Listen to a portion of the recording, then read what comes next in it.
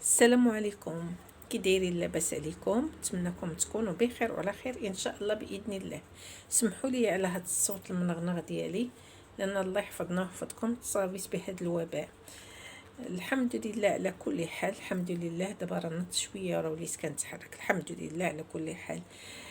ولكن استعنت رغم الدواء اللي خديت، البروتوكول اللي كياخذ الجميع خديته، ولكن استعنت بعد الادويه ديالنا، ديال زمان، ديال والدينا وديال جدودنا، جدواتنا الله يرحمهم، والوالده الله يطول لنا في العمر ديالها.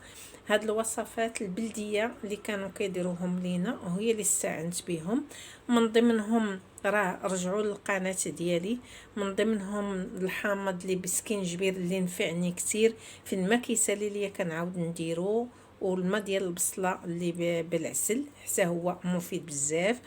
واللي يجربوا واللي تصاب واللي جاه نيت غير هاد الزكام هذا، لان تزامن هاد الوباء مع هاد الزكام وليتي ما كتعرفي واش هذا ولا هذا. اللي داروا راه كيعيط ليا وكيقول لي الحمد لله راه درت. اليوم غندير وصفه اخرى اللي هي بخضره اخرى اللي هي مفيده بزاف. هاد الخضره هذا اللي بيه كسكسو ما يحلى، ونهار الجمعه ما يخطا، بجميع الالوان ديالو. هاد الخضره هذه هي اللفت اللي هو مفيد بزاف بزاف، واللي حنا بعض الخطرات غير كنبغيو نلدو به الكسكسو ديالنا، ولكن هذا خطا كبير. اللفت فوائده كثيره. عندنا فيه اولا 90% ديال الماء، والنسبة ديال السعرات الحرارية ما كتفوتش 20، يعني مزيان بزاف للمريض اللي باغي يديروا الحمية. مفيد بزاف، فيه مواد وفوائد كثيرة. فيه مواد معدنية من ضمنها الكبريت اللي هو مهم بزاف، اللي كيقتل السموم اللي موجودة في الذات، اللي كيخلي الكبده ديالنا ولا المراره ديالنا انها تخوى من جميع السموم ومن جميع الشوائب اللي كيكونوا فيهم. فيه لا فيتامين سي اللي هي مهمه لينا لهاد الوقيته هذه. وفيه لا فيتامين بي، فيه البوتاسيوم، فيه فوائد كثيره ومتعدده بزاف. هذا غير المفهوم ديالي القليل والمعرفه ديالي القليله لهاد المعلومات اللي عطيتكم. اللفت حنا راه يستحسن ان ناكلوه ني لانه مفيد.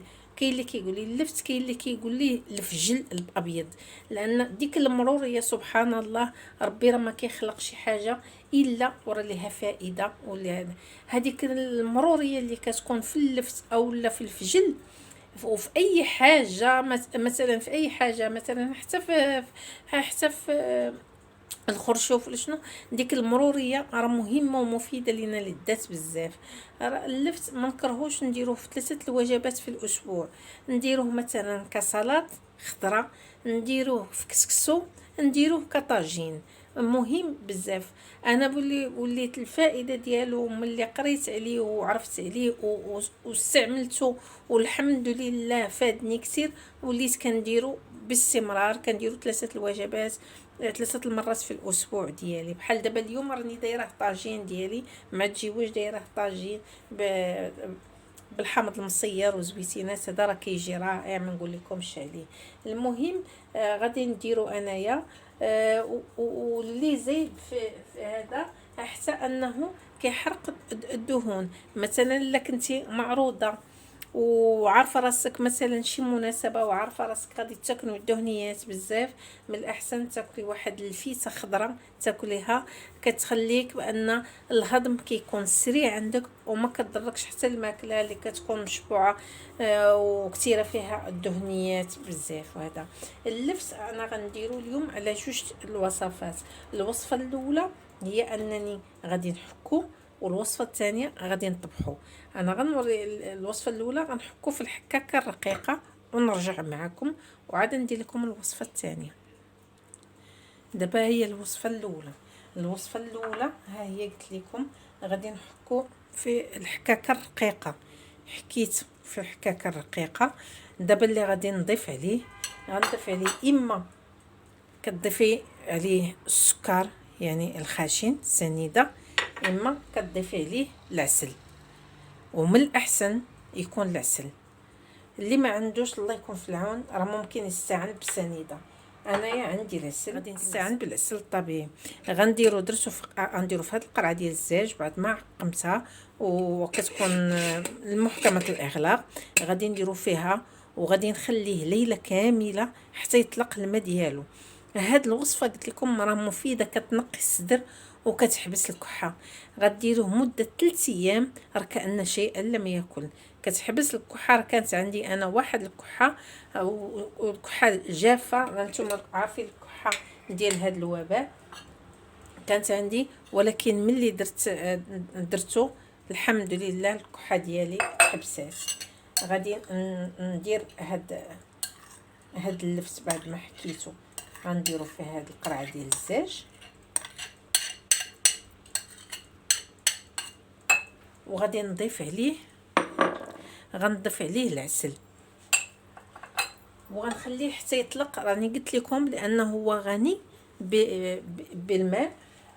غادي يطلق الماء ديالو وغنخليه ليله كامله يطلق الماء ديالو. وملي غادي يدير انا غادي ندير بحساب تقريبا 2 معالق.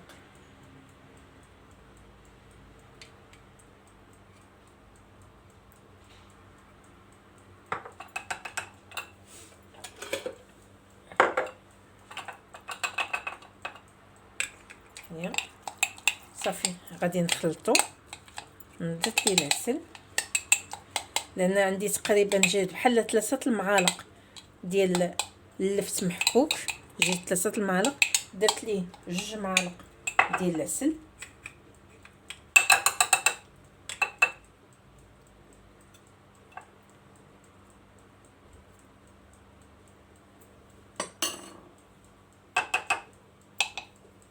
صافي. وغادي نسد عليه ها هو وغنخليه ليله كامله.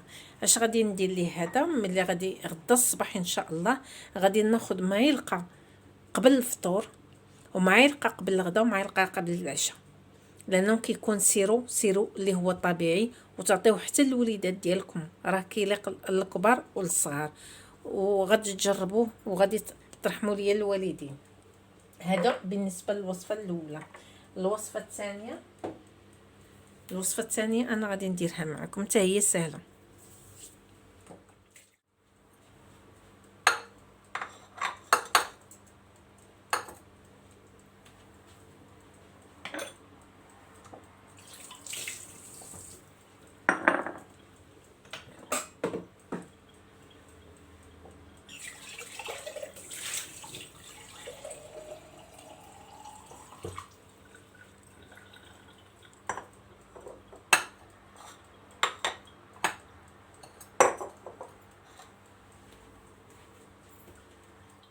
الثانيه هي انني ها هو اللفت خديته وقطعته. كل واحد يقطعو، انا قطعته على شكل دوائر ولكن كل واحد يقطعو على الشكل اللي بغا. غنديرو في الكاسرونه